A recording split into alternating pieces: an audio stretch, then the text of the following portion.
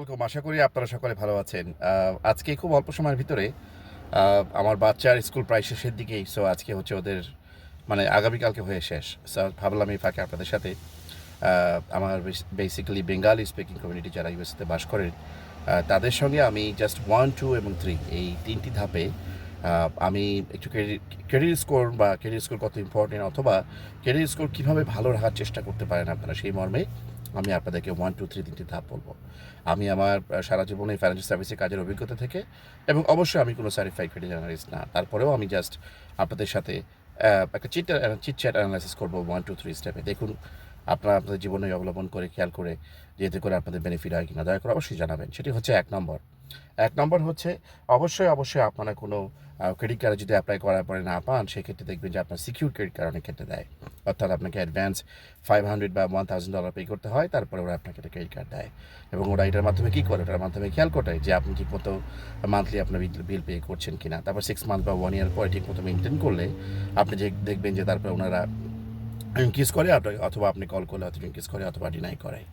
তো এইটা একটা ফ্যাক্টর গেল। আরেকটা হচ্ছে আপনি নন সিকিউর ক্রেডিট কার্ডও পেতে পারেন। সেটি হচ্ছে কোনো ব্যাংকে আপনি অ্যাকাউন্ট করেছেন 6 মাস 1 বছর পরে আপনি ভালোভাবে অ্যাকাউন্ট লেনদেন করছেন, দেখবেন অনেক সময় ব্যাংকও আপনাকে সেম মাদার ব্যাংক যে ব্যাংকে আপনার অ্যাকাউন্ট সেম ব্যাংক দেখবেন আপনাকে অফার করছে, অথবা অন্য বিভিন্ন ফাইন্যান্সিয়াল ইনস্টিটিউশন থেকে আপনার কাছে হয়তো বিভিন্ন অফার আসতে পারে। তাহলে সিকিউর নন সিকিউর যেটাই হোক না কেন, ক্রেডিট কার্ড হওয়ার পরে যেটা আপনি করবেন সেটি হচ্ছে অবশ্যই ক্রেডিট কার্ডের যে ক্রেডিট লিমিট, মনে করেন আপনাকে $5,000 দেওয়া হয়েছে, আপনি এভাবে দেখবেন আপনাকে আসলে $2,500 দেওয়া হয়েছে, অর্থাৎ নেক্সট 1 বা 2 বা 3 বছরের জন্য কথার কথা আপনি এই $2,500 উপরে কখনোই যাবেন না। আপনার ক্রেডিট লিমিট সবসময়ের জন্য অর্ধেকের বেশি ফাঁকা রাখার চেষ্টা করবেন এবং এর সাথে প্রতি মাসের যে মান্থলি মিনিমাম ডিউটা আসে, সেটা মান্থলি মিনিমাম ডিউ পেমেন্ট যেটা আসে, অবভিয়াসলি এটা পে করলে অনেক সময় লাগে, সে তর্ক বা সে বিষয়ে আমি এখন আজ কিছু আলোকপাত করছি না।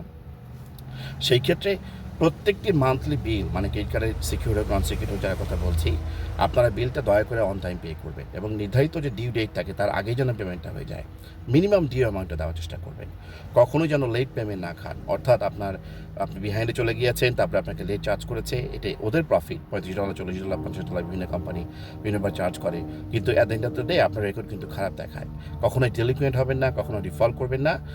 To be in a safe side, সোজা কথায় আপনি কমপ্লায়েন্সের ভিতরে থাকবেন। ক্রেডিট কার্ডটা যে আপনাকে দিয়েছে এর কমপ্লায়েন্সের ভিতরে থাকবেন, এদেশে সব কিছু কমপ্লায়েন্সের ভিতরে।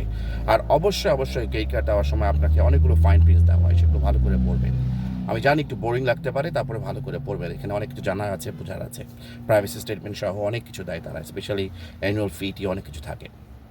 এইটি একটি বিষয় গেল আপনাদের বললাম। আর 2 নম্বর যেটা আপনারা করবেন সেটাই হচ্ছে আপনার সমস্ত বিলগুলো, আপনার বাড়ির গ্যাসের বিল, কারেন্টের বিল, আপনার টেলিফোন বিল, আপনার মর্টগেজ, সমস্ত বিলগুলো যদি আপনার নামে হয় দয়া করে অন টাইম পে করবেন। এবং শুধু অন টাইম মানে আমি সেটাই বলতে চাচ্ছি যে 17 তারিখ যদি কোনো মাসের লাস্ট ডেট হয়, আপনি মেক শিওর করবেন 16 তারিখের ভিতরে যেন পেমেন্টটা তারা পেয়ে যায়।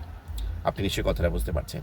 অন টাইম পেমেন্টের একটা সুন্দর ব্যাকগ্রাউন্ড তৈরি হয়। আপনার at the end of the day আমেরিকাতে 3টি ক্রেডিট ব্যুরো রয়েছে আপনারা জানেন। একটি হচ্ছে ট্রান্সইউনিয়ন, একটি হচ্ছে আপনার ইকুইফ্যাক্স, আর একটা হচ্ছে আপনার ঠিক এই মুহূর্তে আমার নামটা মনে আসছে না, পরে আমি আপনাদের এখানে আপনাদের স্ক্রিনে দিয়ে দেবো, সমস্যা নেই এডিটিং করার সময়। হ্যাঁ, তো এই 3টি ক্রেডিট মনিটরিং ব্যুরো তারা কিন্তু ক্রেডিট স্কোর মনিটর করে। সো আপনার এই ক্রেডিট কার্ডের বিষয় যেটা বলেছে, সিকিউর হোক বা নন সিকিউর হোক, আপনার বিল অন টাইম পে করছেন কিনা, এগুলো সব কিন্তু সেখানে রিপোর্ট হয়। এবং আমেরিকাতে ক্রেডিট স্কোর ছাড়া বা ক্রেডিট ছাড়া আপনি ডেফিনেটলি কীভাবে আগাবেন আপনি আমাকে বলেন। আপনি যত বড় $100,000 জবই করেন না কেন, বা আপনি সেলফ এমপ্লয়েড, আপনার ব্যবসা 100,000-এর মধ্যে ফিগারে, সো হোয়াট, একটা বাড়ির দাম তো এখানে 4 লাখ, 5 লাখ, 6 লাখ যদি হয়, সেখানে আপনি ক্রেডিট ছাড়া আপনি বাড়ি কীভাবে কিনবেন? একটা গাড়ির দাম বর্তমান বাজার মূল্য 50,000-এর নিচে কোনো গাড়ি হচ্ছে না, ব্র্যান্ড নিউ গাড়ি, সেই গাড়ি আপনি কীভাবে কিনবেন? কাজেই আমি আরও কিছু ভিডিও বা অ্যাক্টিভিটি ভিডিও দিয়েছি, দেখবেন ক্রেডিট স্কোর কত ইম্পর্টেন্ট, তার উপরে আমি ব্যাখ্যা করার চেষ্টা করছি সেই ভিডিওগুলোতে। এটাই হলো আপনাদের 2 নম্বর, যে pay your bills on time.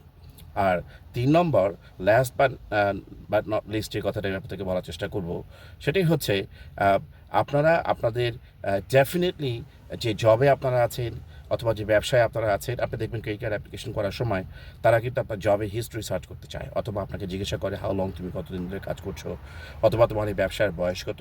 এইটার মাধ্যমে তারা কী চায়, এটার মাধ্যমে তারা একটা কনসিস্টেন্সি দেখতে চায় যে আপনার একটা স্টেডি ইনকাম আছে কিনা, সেটা হোক মান্থলি পেমেন্টের মাধ্যমে বা উইকলি পের মাধ্যমে, আপনার জব আমাকে পে করে, অথবা আপনার যে সেলফ ব্যবসা বা এলএলসি বা পিএলএলসি বা যে ধরনের ব্যবসা রয়েছে সেখান থেকে আপনি দিন শেষে ঘরে কত নেন মান্থলি বা বাই উইকলি, যে ফিগারে হোক না কেন।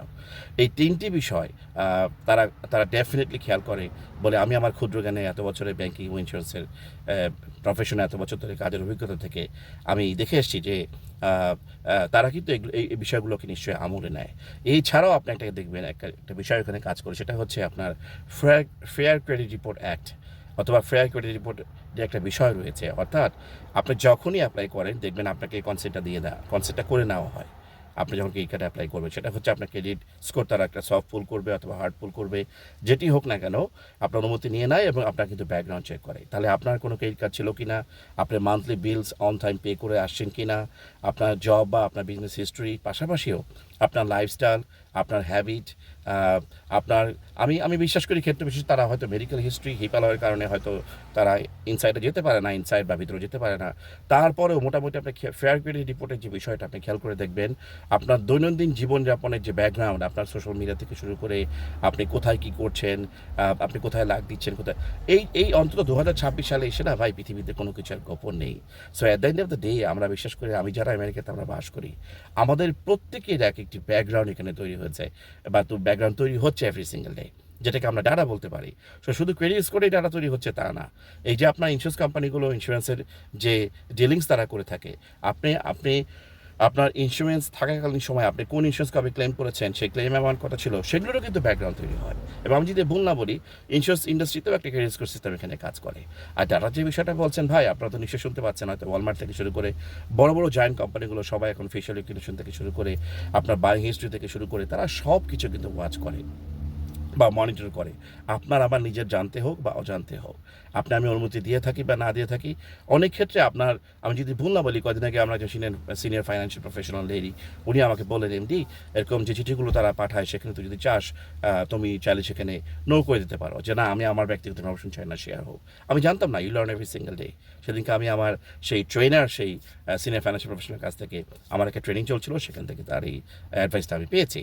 সো থিংস লাইক দোজ ভাই, এদেশে চলতে গেলে কেন বাংলাদেশেও আমি মনে করি ফাইন্যান্সটা খুবই ইম্পর্টেন্ট। আপনি যে কাজই করেন, যে ব্যবসায় করেন না কেন, দিন শেষে আপনার ফাইন্যান্স, আপনি ঘরে কত নিয়ে আসেন এবং প্রতিটি পেনি, প্রতিটি পয়সা, প্রতিটি ফুটা পায় আপনি কীভাবে খরচ করেন, এর উপরে ভিত্তি করে দেখবেন সেম ইনকাম করে একজন সে সুন্দরভাবে তার জীবন চলে, আরেকজন দেখবেন সে মাসের মাঝামাঝি যাওয়ার পরে না খেয়ে থাকার মতো অবস্থা হয়, আবার আরেকজন দেখবেন তার হয়তো কোনো ব্যাড হ্যাবিট লাইক কোনো জুয়া খেলা বা কোনো অ্যাডিকশন রয়েছে, আনফর্চুনেটলি সেক্ষেত্রে যে দেখবেন সে বাচ্চারা হয়তো এক সপ্তাহ যাচ্ছে না, ফ্যামিলিতে ডিভোর্স হয়ে গেছে, বাচ্চা কাচ্চা থেকে সে অনেক দূরে থাকে, থিংস লাইক দোজ, অনেক কিছু a lot of thing happens just of finance.